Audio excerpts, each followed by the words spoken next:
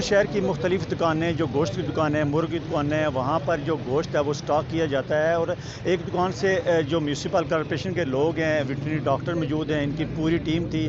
حکم D C Mirpur کے حکم کے مطابق انہوں نے چھاپے مارے ہیں مختلف دکانوں پہ، اور وہاں سے 10 من گوشت جو ایک دکان سے برآمد کیا گیا ہے وہ ہم آپ کو دکھائیں گے بھی۔ اور ابھی سارے جو ہیں وہ نانگی کے مقام پہ موجود ہیں، گوشت کو ضائع بھی کر رہے ہیں، اور یہاں پر لوگوں کا یہی کہنا ہے کہ جو ڈاکٹر ہیں، جو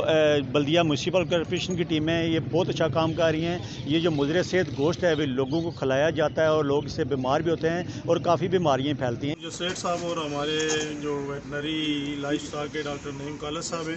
وہ دودھ کی چیکنگ بھی کر رہے تھے، اور انہوں نے یہ چیک کیا کہ کیونکہ ہم سپریم کورٹ کی ہدایت کے مطابق شہریوں کو بہترین خوراک مہیا کرنے کے لیے بلدیہ والے، لائف اسٹاک والے اور فوڈ اتھارٹی مشترکہ آپریشن کر رہی ہے، تو انہوں نے آگے چیک کیا تو یہاں پریشانی یہ دیکھی کہ کئی مہینوں سے جو گوشت ہے وہ فریز ہوا ہے، اور اس کی رنگت چینج ہو چکی ہے۔ وہ تو لیبارٹری میں جا کے چیک کریں گے کہ اس کی کوالٹی کیسی ہے۔ یہ صبح ہم نے آج F1 روڈ پہ دودھ کی انسپیکشن کر رہے تھے، تو کیجول اس کا سڈن انسپیکشن کیا ہے۔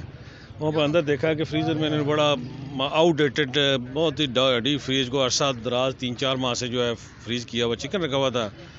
تو وہ ہم نے فریزر اور یہ باقی سارا کو ضبط کر کے دکان کو سیل کر دیا، اور بندہ پولیس کے حوالے کر کے اس کے FIR کے اندراج کی کارروائی شروع کر رہے ہیں۔ Doctor Muhammad Naeem college, senior veterinary officer, district Mirpur. یہ ہم نے صبح مجسٹریٹ بلدیہ اور میں نے اکٹھے یہاں پہ آریان چکن والے ان کا رینڈم چیک اپ کرتے ہوئے چیکنگ میں اس دکان کا ہم نے معائنہ کیا ہے، تو اس میں بہت سا گوشت، تقریباً 10 من کے قریب جو سا گوشت ہے، 8 سے 10 من گوشت وہ مضر صحت پایا گیا، جس کو ہم نے وہاں سے کلیکٹ کر لیا ہے۔ وہاں پہ ہمارے ایڈیشنل ڈائریکٹر صاحب، چیف صاحب بلدیہ، یہ سارے موجود تھے ان کی موجودگی میں، اور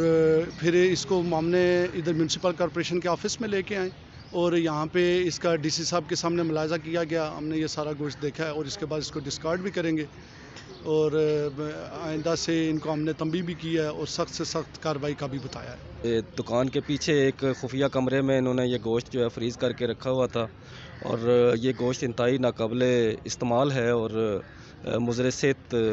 حالت میں موجود ہے، بہت عرصے سے یہ فریز کیا ہوا ہے۔ تو یہ